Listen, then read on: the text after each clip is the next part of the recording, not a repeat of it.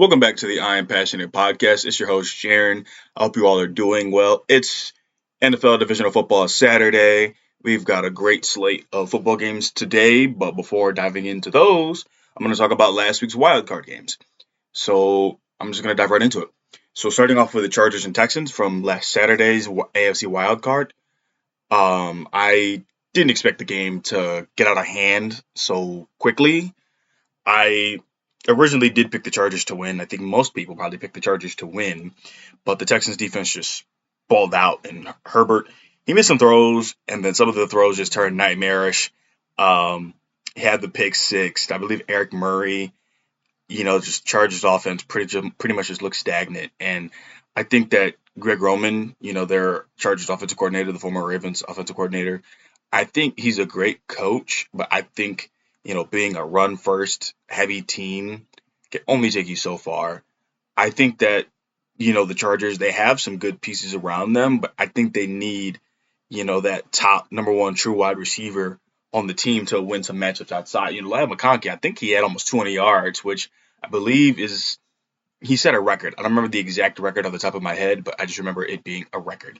So I think they just need that other piece so that, they're more dangerous from the outside because throughout the year for the Chargers, he was throwing it to Will Dissly a lot, and no respect to Will Dissly, because before this year, he wasn't really a receiving threat. He was more of a blocking tight end.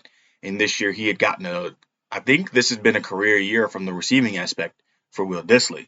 So I think Greg Roman's scheme can only take you so far. I personally think he'd be a better college coach, but his under Greg Roman's scheme, Lamar Jackson did get an MVP and whatnot. So I think that, his scheme can be deadly in the past, but I think you just need to have another true threat. Like, I'm not saying they need this player specifically, but let's just say hypothetically the Chargers has Stephon Diggs.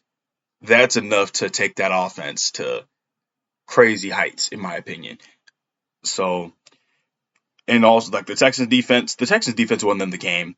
Their offense was slow for most of it. Kind of started cooking a little bit before halftime, and kind of defense just led the rest of the way. Um, so Steelers versus Ravens.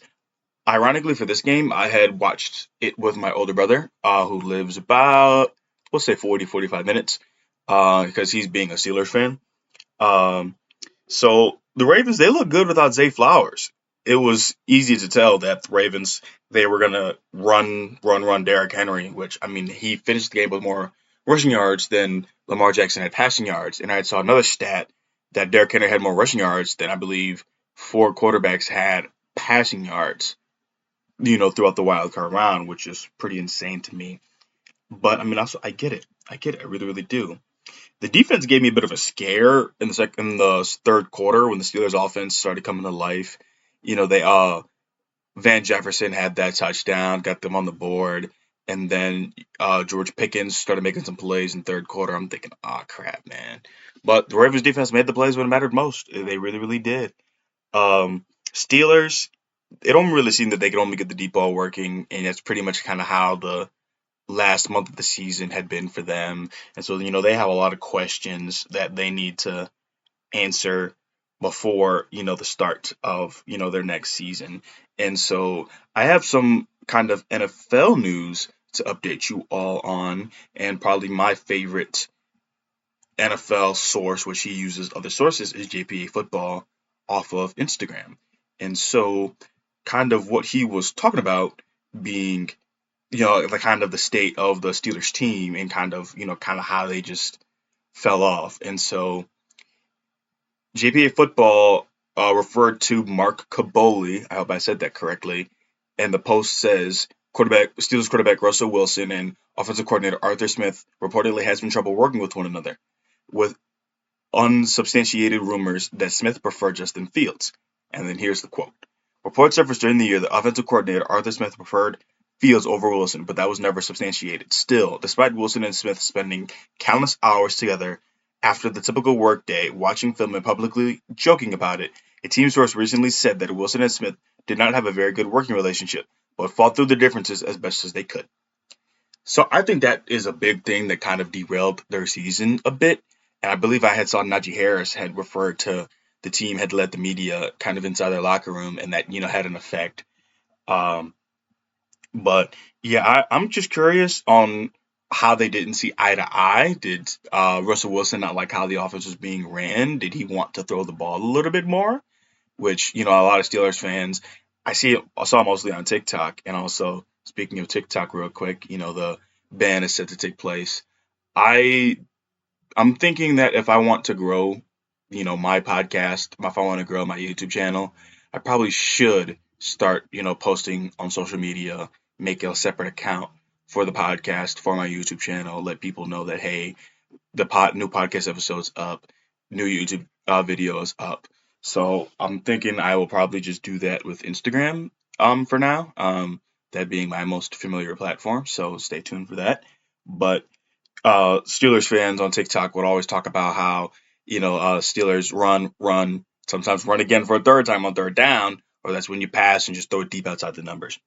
But the one thing from the Steelers game that kind of had me, like what the heck, was when they pretty much kind of the game clincher is when it was, I believe it was 4th and 15, and Russell Wilson threw it up to Calvin Austin, which I know that the Ravens defense, Marlon Humphrey specifically, had tricked Russell Wilson. By that I mean, based off of his original pre-snap alignment, um, basically the route to Calvin Austin would have been kind of a 50-50 jump ball.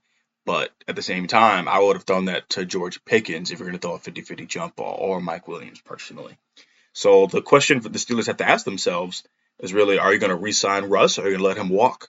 Or are you going to keep Justin Fields? What are you going to do? What are you going to do? That's going to be the story of their offseason for sure. Next game, the Broncos versus Bills. I thought it would be a much closer game. The Broncos' first drive was their only good drive of the game. And so the Bills looked good in all phases of the game. The game was in their control pretty much by the middle of the first quarter after the Broncos had scored their first touchdown. And so they looked good. They really did. I don't really have much to say about that game specifically. Packers versus Eagles. The game was kind of over after the opening kickoff. And it wasn't, but it was, if that makes sense. There was such a momentum shift to start the game. And I think outside of that short field that the Eagles had on the drive and scored, that proved to be the putting the game out of reach factor. The final score was 22-10. That let's just say if the Packers had a normal drive and just went maybe 3 and out, they would have a chance to go down the field and win the game with a touchdown. That touchdown just put the game out of effect. The Packers defense, for the most part, played very, very good, in that game. They not too many Eagles big plays in that game, which I believe was a huge, huge factor. And so Jordan Love, I think it was too soon to give Jordan Love top QB money with this being his second full season. I think he'll be a good quarterback for many, many years to come.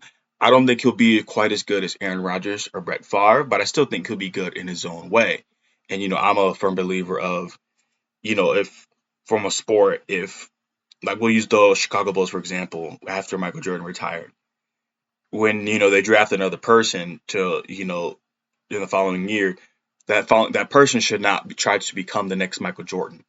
Whatever their name is, they should try to become the first, where that is. So if I'm the person the Bulls drafted, I should not try to become the next Michael Jordan. I should try to become the first Jaron Smith.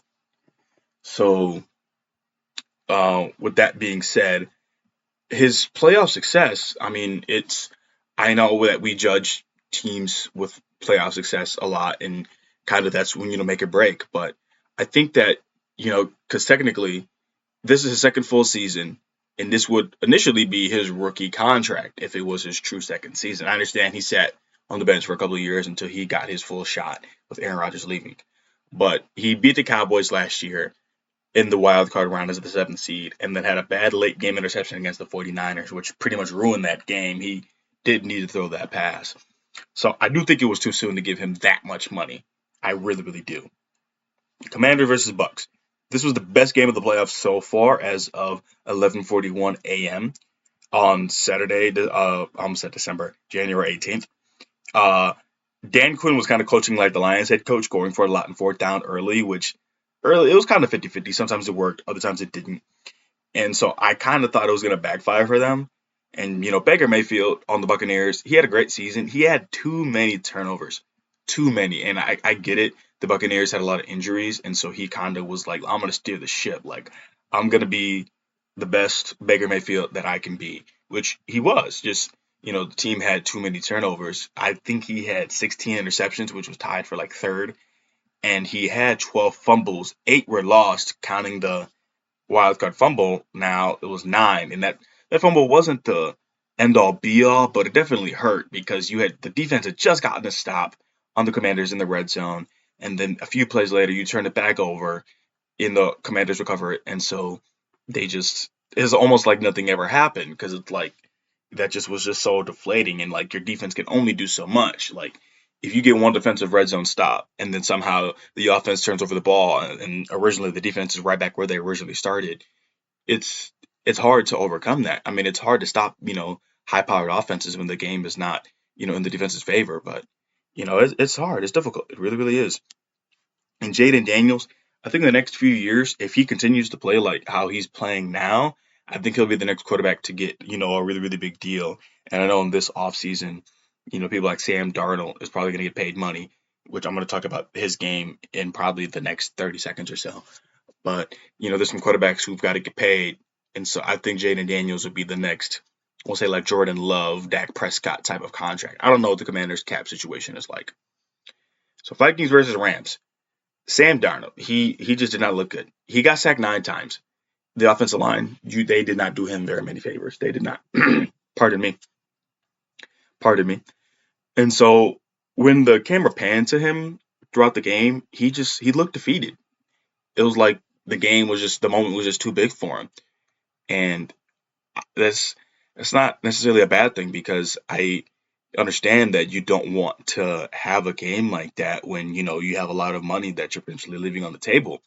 But I think it just shows that he's still human, which is why I say it's not bad.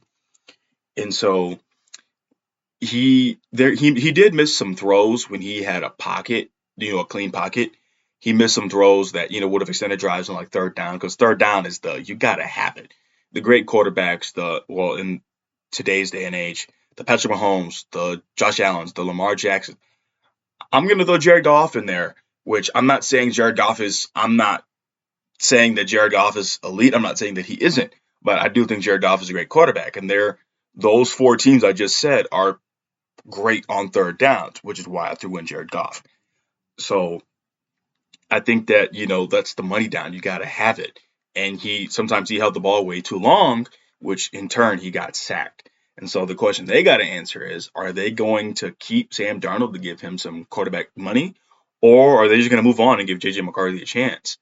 And with also JJ McCarthy, their first round pick from this season, going into this season, is a quarterback needy team going to trade for him if they re-sign Darnold? Because I can't see not Sam Darnold. I can't see JJ McCarthy because JJ McCarthy is going to be healthy going into next season. He's probably going to want a shot, which I get it.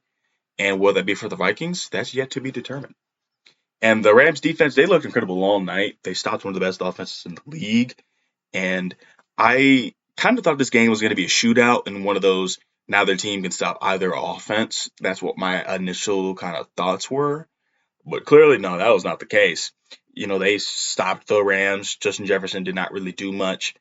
Their only touchdown, I believe, came to TJ Hawkinson, which he is a good tight end. And the Rams offense, they have the formula to, upset some good teams if they continue to play great team defense. Their ability to run the ball, their ability to, just control the game offensively, I think that would be huge. And so starting off with today's game, the divisional round, I'll also give score predictions also. Texans versus Chiefs. This is a rematch from the game a few days before Christmas. I'm taking to the Chiefs. A lot of teams in the divisional round, as the number 1 seed, they kind of come out slow. They just don't play to their full potential.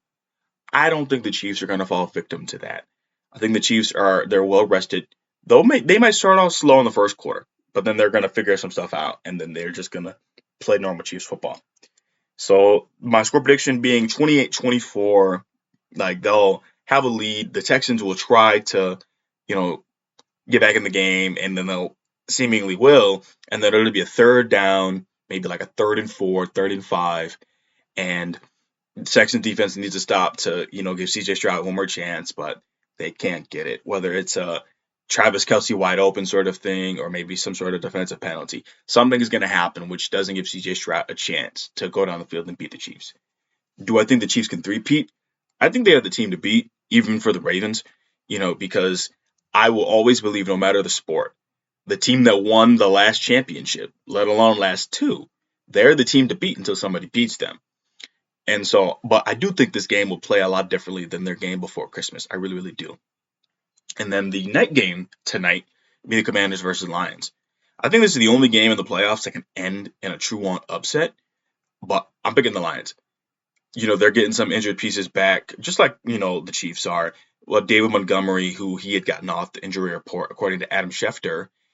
My question is, how much will he play? And I do think he'll make a difference, because it's another dynamic of the Lions offense that, the Commanders have to prepare for, because you got Jahmyr Gibbs, who's the more flashy, speedy type of guy, and David Montgomery is the more I'm going to beat you up type of guy. So we will kind of see. And I think that the Lions, though, similar to the Chiefs, I think this game will remain close, but I think that the Lions will make a statement. I think Jaden Daniels is going to have a great game. I think Jaden Daniels is going to show that he's going to be a top quarterback in the league for a long, long time. Questions for this game. Is Jaden Daniels the offensive rookie of the year? And I didn't think much of this in the past, in the podcast. I'd always say who's the rookie of the year, but I forget that the NFL does it with the offensive rookie of the year and defensive rookie of the year. I forget that's how they do it now. So I would say yes, Jaden Daniels is the offensive rookie of the year, personally. I think the only one who can, I'll say, take the title from him being Bo Nix. I mean, don't get me wrong. I think Caleb Williams had a great season. I just think that the not team success is going to be why he doesn't get the award. Caleb Williams does deserve some votes, though. I think he does. And so I think the Commanders, if they want to win this game, they have to run the ball a lot. Which, I mean, they already are pretty good at doing that. But if they win the clock battle and keep, Jared Goff and that high-powered offense on the sideline, I think they'll win the game. And I can argue the same thing for the Texans, but the Commanders have the stronger run game, which is why I pointed up for them and not so much for the Texans. Sunday games, Rams versus Eagles. And also, this weekend, the Texans and Chiefs being a rematch, the Rams and Eagles being a rematch, and the Ravens and Bills being a rematch. But going back to the Rams versus Eagles, early in the regular season, Saquon Barkley, he just ran all over the Rams, having, I believe, one of his best games at the time, if not his best game of the season. Because I remember he had a chance to make his career high against the Giants, the game he played against them, but he chose not to. So I'm going to pick the Eagles to win this game. I think Saquon Barkley is going to have another great game. I'm going to pick the Eagles 24-14. But some questions is, how will the Rams adjust to their previous matchup? How are they going to defend Saquon? Because Saquon being the true X factor in their first matchup I remember that run he had, I think it was the first play out of halftime. He took a 60, 70-yard run to the house, and you just saw, once he just accelerated, nobody was catching him. And I think if the Rams stack the box, I can see the game getting out of hand quickly. And the Eagles might not have the best passing stats, but unless your pass rush is dominant, I think leaving your DBs on an island against A.J. Brown and Devontae Smith isn't exactly a winning formula for the Rams, even though that we just saw them dismantle the Vikings, which they were a 5th seed, but they easily could have been a 1 seed. I understand that the Vikings did not play well against the Lions, which is why they weren't the 1 seed, but y'all know what I mean. So going on to what a lot of people are excited for, I'll say America's probably most excited for this game, the Ravens versus Bills.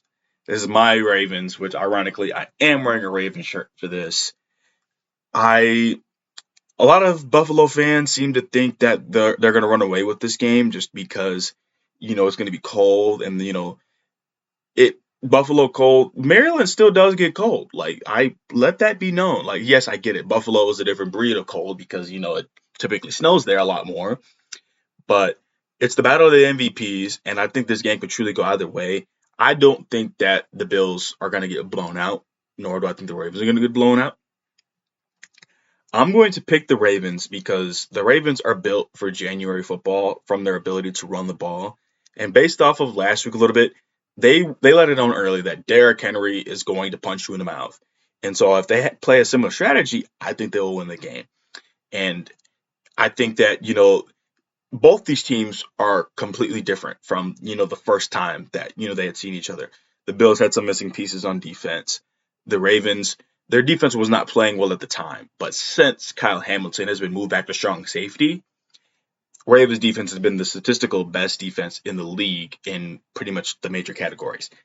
And so I'm going to pick the Ravens to win in a thriller, 31-28, and I'm going to pick Justin Tucker to kick the game-winning field goal. And what's going to suck about this game, no matter who the loser is, the media will absolutely drag the loser's name in the mud, saying that so-and-so can't win the big game, so-and-so is 3-6 in big games, so on and so forth, when it's a team sport. Like, I can see, some of that criticism if one of these quarterbacks have a game-losing play, but, they can play like that Chiefs and Bills game from a couple of years ago. They can play perfect and still somehow lose. And so, also mentioning, going back to the cold, there's one big thing that I think needs to be credited for the cold. And yes, Ravens are going to have to go out and play in a cold weather game, potentially snowy weather game, which is not, Ravens playing in the cold is not new. Ravens playing in the snow, little bit new. But I think it's going to be a tough time for the Bills defense to tackle Derrick Henry for 4 quarters and having to deal with Lamar Jackson keeping it on the read option, because the Ravens did that a lot last week. They did not really do that in the regular season as much. Like, they did it, but nowhere near as much as they did against the Steelers. That is why I'm thinking that, the Ravens can pull it out. I think it'll still be close. I think, the Bills supporting cast, they're going to want to punch the Ravens in the mouth, and rightfully so. Now, the overall big question is, can whoever wins this game travel to Arrowhead and knock off the Chiefs? Because unless you are living in Kansas City, Missouri, unless you live in Kansas City, Missouri, and you are a Chiefs fan, I'd imagine that no matter who wins this game, most of America is probably going to want the winner of the Ravens and Bills to beat the Chiefs, just to see a new team in the Super Bowl. And even if it's not the Ravens, I'm going to pick the Bills. It's just because I've always had the mentality, if somebody knocks off my favorite team, unless it's a team that I despise, which at this point in time is not really anybody, but unless it's, a team that I don't want to win, I'm going to pick the team that beats my favorite team. That's just kind of how I've always been personally. So that's pretty much it for all of the games. And so the other thing really just to talk about is that the NFL season after this week has the conference, matchups, and then has the Super Bowl. And so after the Super Bowl, I will probably take a couple week break, more like probably 2, just from, creating podcast content. And then we will try to organize and think of other things to have on a more regular schedule, because anime has been something that, for my YouTube channel specifically, has done really, really well. And so just try to think of different things to talk about in the podcast, which I know that there's the NBA season going on, in which I can I've been following along a little bit, which, maybe every so often I can kind of just, post news. And also with the NFL, I'll still have some off-season content to talk about, the draft and, just kind of other news to talk about, which, I think that'll be a good thing for me to do.